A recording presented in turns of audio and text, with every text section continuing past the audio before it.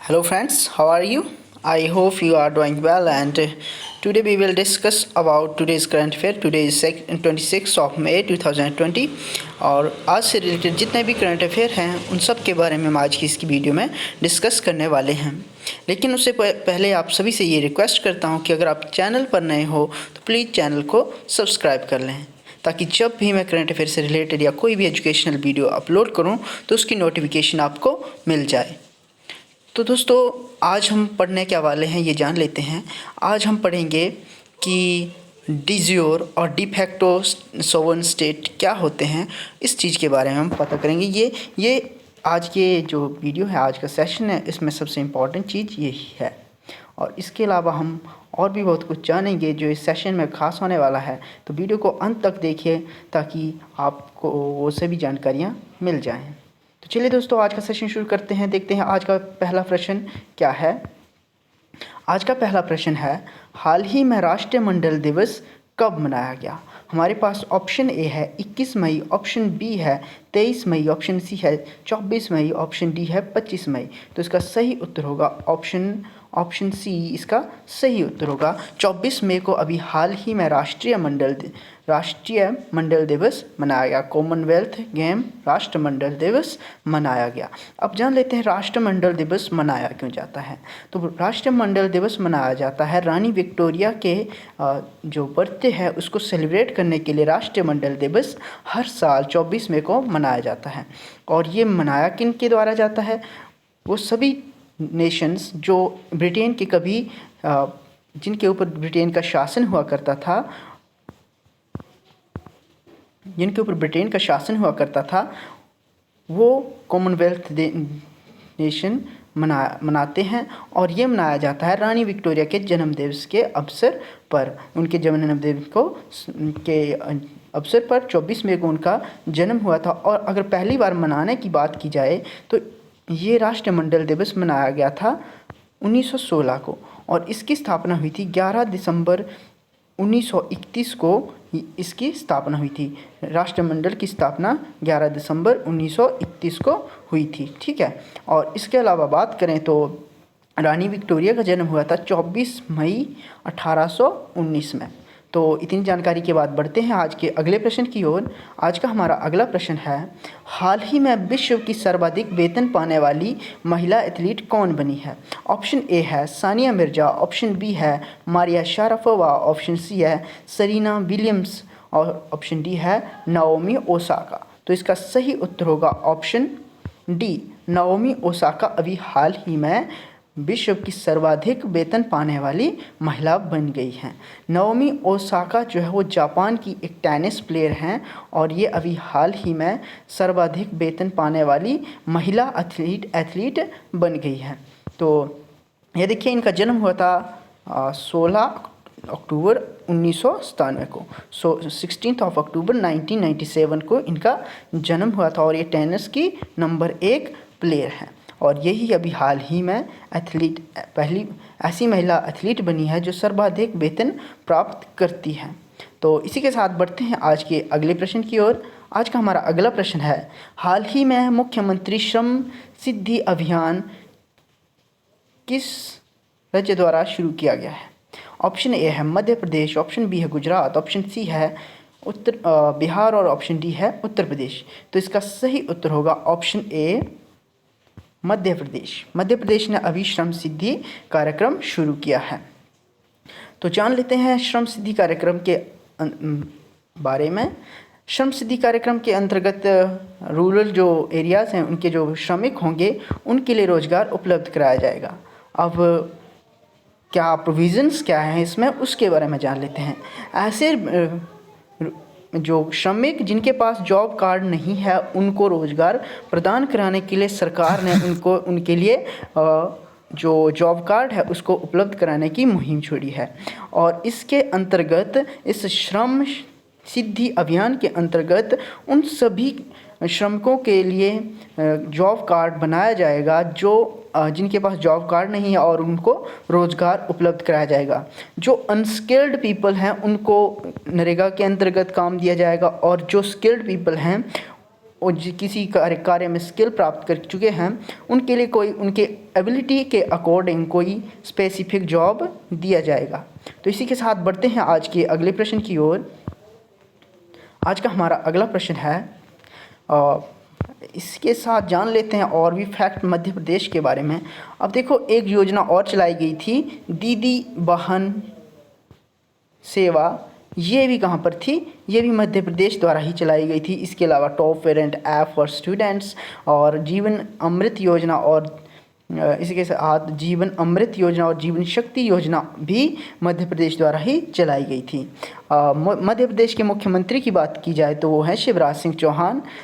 यहाँ के जो गवर्नर हैं वो है लालजी टंडन। और इसके अलावा विधानसभा की सीट्स यहाँ पर 230 है। मैं काफ़ी बार ये चीज़ें रिपीट कर चुका हूँ, आज भी रिपीट कर रहा हूँ। और लोकसभा की यहाँ पर 29 सीट्स हैं और राज्यसभा की यहाँ पर 16 सीट्स हैं। ठीक है, ये देख सकते हैं आप मैप में मध्य प्रदेश बिल्कुल सेंटर में इंडिया के है और इसको मध्य प्रदेश के नाम से जाना जाता है। ये मध्य प्रदेश का नाम इसको दिया गया है। और देखिए, ये देखिए इसकी सीमाएं किस किस राज्य के साथ लगती है। उत्तर प्रदेश के साथ सीमा लगती है, राजस्थान के साथ लगती है, गुजरात के साथ लगती है, महाराष्ट्र के साथ सीमा लगती है, छत्तीसगढ़ के साथ सीमा लगती है।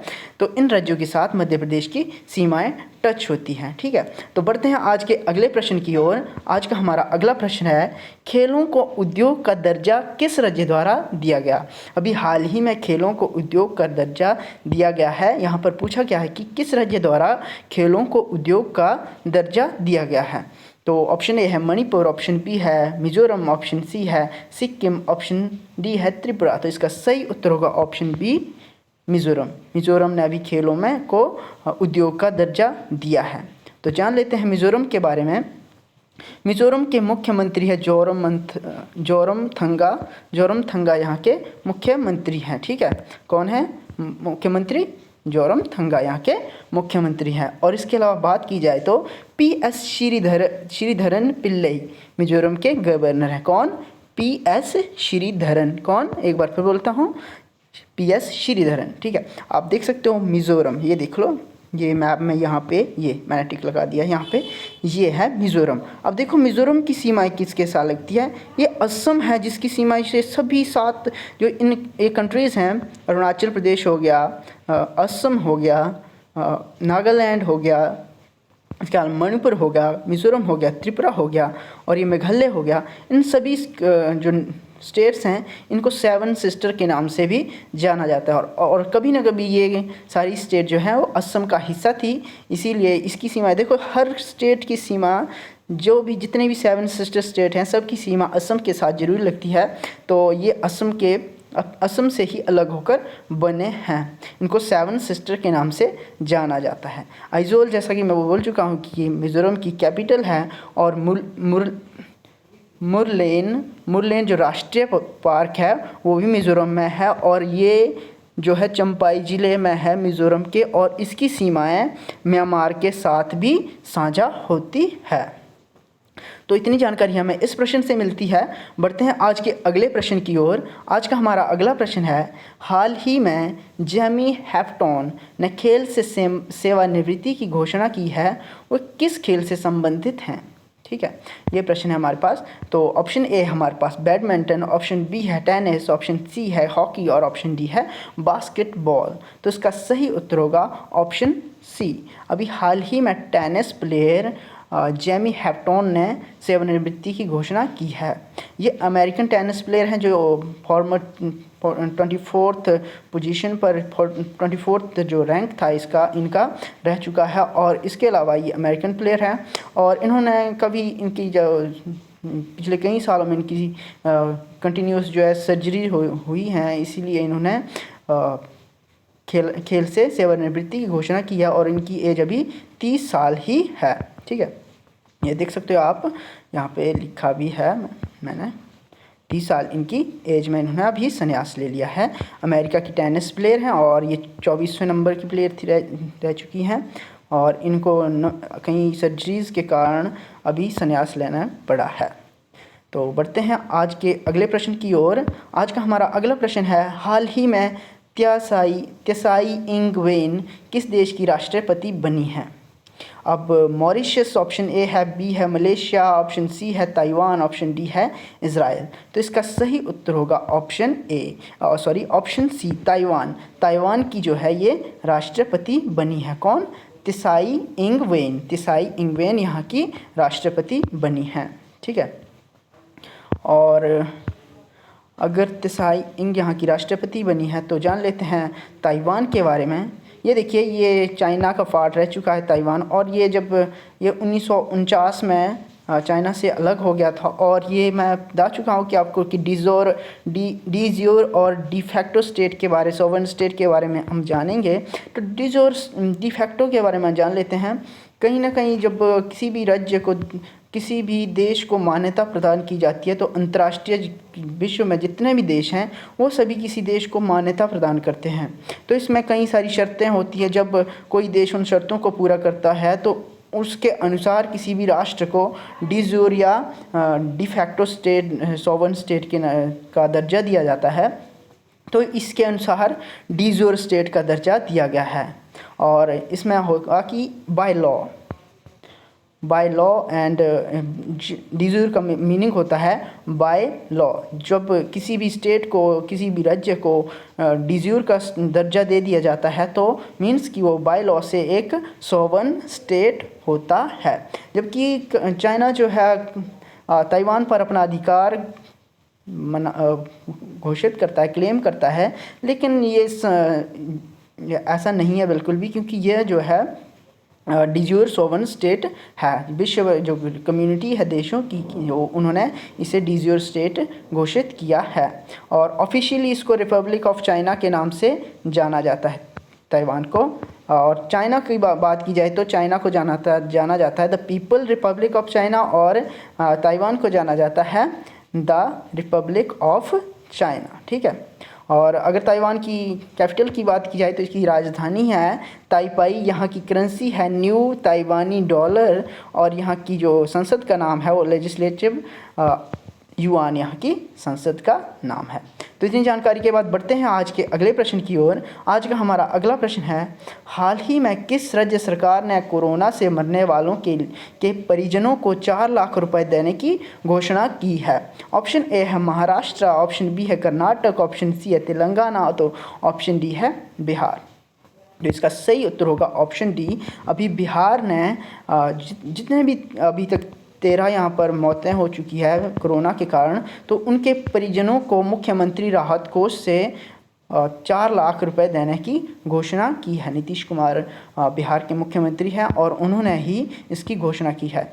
तो बिहार के मुख्यमंत्री नीतीश कुमार ने इसकी घोषणा की है कि जितने भी कोरोना के कारण मृत्यु हुई है जिन लोगों की, उनके परिजनों को चीफ मिनिस्टर जो रिलीफ फंड है वहाँ से 4-4 लाख रुपए एक सहायता के रूप में दिया जाएगा। ठीक है, तो बढ़ते हैं आज के अगले प्रश्न की ओर, और इसी के साथ ही जान लेते हैं क्या है पटना के और बिहार के बारे में। देख लो, यहाँ की कैपिटल क्या है? पटना है। सभी को पता है कि यहाँ की कैपिटल पटना है। और यहाँ के गवर्नर कौन है? फागू चौहान। फागू चौहान बिहार के गवर्नर हैं। कौन है? फागू चौहान। सीएम मैं बता चुका हूँ कि नीतीश कुमार हैं। और लोकसभा अगर सीट्स की बात की जाए तो 39 हैं। राज्यसभा सीट्स की बात की जाए तो 16 हैं। और विधानसभा सीट्स यहाँ पर ऊपर नीचे हो गया लिखा हुआ, लेकिन कोई नहीं, यहाँ पे बता देता हूँ, ये 243 यहाँ पर विधानसभा सीट्स हैं। अगर वाल्मीकि नेशनल पार्क की बात की जाए तो वाल्मीकि नेशनल पार्क कहाँ पर है? बिहार में। इसके अलावा देख सकते हो आप मैप में बिहार, ये देखिए मैप में बिहार मैंने टिक लगा दिया है, रेड टिक लगा दिया है। यहाँ से आप देख सकते हो कि बिहार है, और बिहार की सीमाएं उत्तर प्रदेश के साथ लगती है। और यहाँ से देख सकते हो आप पश्चिम बंगाल के साथ, झारखंड के साथ इनकी सीमाएं लगती हैं। इसके साथ ही नेपाल के साथ भी बिहार की सीमा लगती है। तो इतनी जानकारी के बाद बढ़ते हैं आगे, देखते हैं आज का अगला प्रश्न। हाल ही में सीनियर सिटीजन के केयर एफडी योजना किस बैंक ने शुरू की है? तो अभी हाल ही में किसी बैंक ने सीनियर सिटीजन केयर एफडी योजना शुरू की है, और हमें बताना है कि किस बैंक ने शुरू की है। ऑप्शन ए है एसबीआई, ऑप्शन बी है एचडीएफसी बैंक ने, और ऑप्शन सी है पीएनबी, और ऑप्शन डी है कोटक महिंद्रा बैंक। तो इसका सही उत्तर होगा option B, option B HDFC, housing development finance corporation bank, और जिसका जो मुंबई एक प्राइवेट सेक्टर में बैंक है और इसका मुख्यालय कहाँ पर है? HDFC बैंक का मुख्यालय है मुंबई में, और आदित्य पुरी यहाँ के CEO हैं। HDFC बैंक के CEO कौन हैं? आदित्य पुरी। और यही इसी बैंक ने अभी सीनियर सिटीजन केयर नामक FD योजना शुरू की है। FD का फुल फॉर्म होता है फिक्स डिपॉजिट। और इसके अलावा देखिए यहाँ पे कहा गया है कि जो इस योजना के अंतर्गत 75 एक्स्ट्रा जो बेस पॉइंट होंगे, एडिशनल बेस पॉइंट होंगे, उनके लिए दिए जाएंगे। ठीक है, जो सीनियर सिटीजन होंगे, और ये योजना 18 मई से शुरू हो गई है। ठीक है, आदित्य पुरी मैं बता चुका हूँ कि यहाँ के CEO हैं, और HDFC बैंक का मुख्यालय जो है वो मुंबई में है, और स्थापना हुई थी अगस्त 1994 में। कब हुई थी? 1994 में इसकी स्थापना हुई थी। तो बढ़ते हैं आज के अगले प्रश्न की ओर। आज का अगला प्रश्न है, हाल ही में UNO में किसने UNO में भारत की ओर से प्रतिनिधि या स्थायी प्रतिनिधि या राजदूत के रूप में पदभार संभाला है? अभी कुछ टाइम पहले इनको नियुक्त किया गया था कि ये भारत की ओर से स्थायी प्रतिनिधि होंगे, और अभी इन्होंने पदभार ग्रहण कर लिया है, और सैयद अकबरुद्दीन की जगह ये पदभार ग्रहण करेंगे। अब इन 3 ऑप्शन में से कौन ग्रहण करेंगे ये पदभार UNO में स्थायी प्रतिनिधि का, हम जानते हैं। तो इसका सही उत्तर होगा ऑप्शन सी, TS त्रिमूर्ति को UNO में भारत की ओर से अभी वर्तमान समय में स्थायी प्रतिनिधि घोषित किया गया है, नियुक्त किया गया है, और उन्होंने अभी हाल ही में इस पद को संभाला है। ठीक है, पदभार ग्रहण किया है। तो ये हैं TS त्रिमूर्ति, आप देख सकते हैं, और इन्हीं को एम्बेसडर या परमानेंट रिप्रेजेंटेटिव नियुक्त किया गया है यूनाइटेड नेशन में। तो बढ़ते हैं आज के अगले प्रश्न की ओर। आज का हमारा अगला प्रश्न है, हाल ही में किस देश ने ऑपरेशन स्क्वाड्रॉन नामक अंतरिक्ष सुरक्षा इकाई शुरू की है?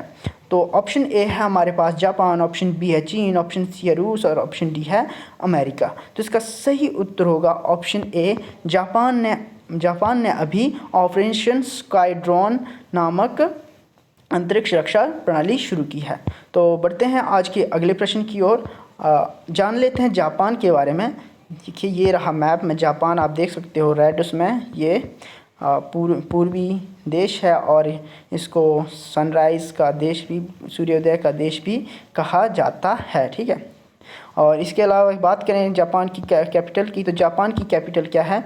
जापान की कैपिटल है टोक्यो यहाँ की कैपिटल है, और प्राइम मिनिस्टर है शिंजो आबे यहाँ के प्राइम मिनिस्टर है। जापान की संसद का नाम है डाइट, यहाँ की संसद का नाम है, और करेंसी है यहाँ की येन, यहाँ की करेंसी है। बढ़ते हैं आज के अगले प्रश्न की ओर, देखते हैं हमारा आज का अगला प्रश्न क्या है। आज का हमारा अगला प्रश्न है, hop on my adventures on boats train and planes नामक पुस्तक के लेखक कौन है? इसका ऑप्शन ए है विक्रम सेठ, ऑप्शन बी है रस्किन बॉन्ड, ऑप्शन सी है विलियम व्हाइटमैन, और ऑप्शन डी है अरविंद अडिगा। तो इसका सही उत्तर होगा ऑप्शन बी, रस्किन बॉन्ड यहाँ के इसके लेखक हैं, किसके? Hop on my adventure